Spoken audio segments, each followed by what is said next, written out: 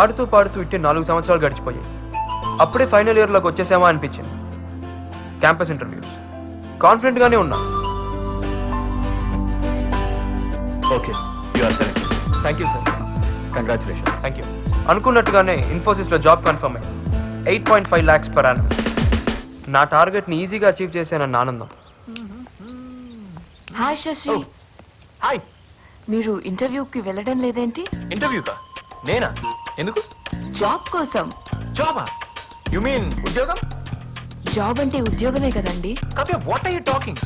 ఒక అంబానీ టాటా బిర్లా లాగా ఒక కంపెనీ స్థాపించి అంచెలంచెలుగా పైకి తీసుకెళ్లి నీలాంటి బ్రిలియన్ స్టూడెంట్స్ కి అవకాశం ఇద్దామని నేను అనుకుంటుంటే నువ్వేంటో జాబ్ గీపని. ఛా!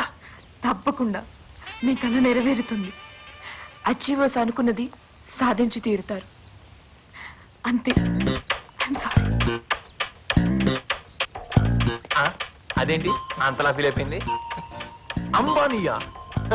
అడుక్కు తినే వాళ్ళ ఉన్నావు. పోనీ బతుకు జడ. నాకు జాబ్ వచ్చిందని తెలిసి నాన్న పండగలాగా సెలబ్రేట్ చేసుకున్నాను.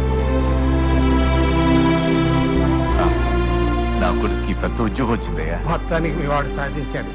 మంచోళ్ళకి ఎప్పుడు మంచిగా జరుగుతుందిరా. Thanks Ramoli. Thank you. C++ madam. Web technology ma'am. C++ Java ma'am. Narayana, నువ్వే ప్రాజెక్ట్ పై వర్క్ చేయాలనుకుంటున్నావు. ఎథికల్ హ్యాకింగ్ మీద సింపోజియం ఇచ్చాను కదా మ్యామ్, దాని మీద ప్రాజెక్ట్ వర్క్ చేయాలనుకుంటున్నాను. Very good Narayana. అందరూ చేసిన సబ్జెక్ట్ నే చేస్తారు, కానీ నువ్వు డిఫరెంట్ గా చేయాలనుకుంటున్నావు. All the best. శశి, నువ్వు? నారాయణ చేసే ప్రాజెక్ట్ కి హెల్ప్ చేస్తా మేడం.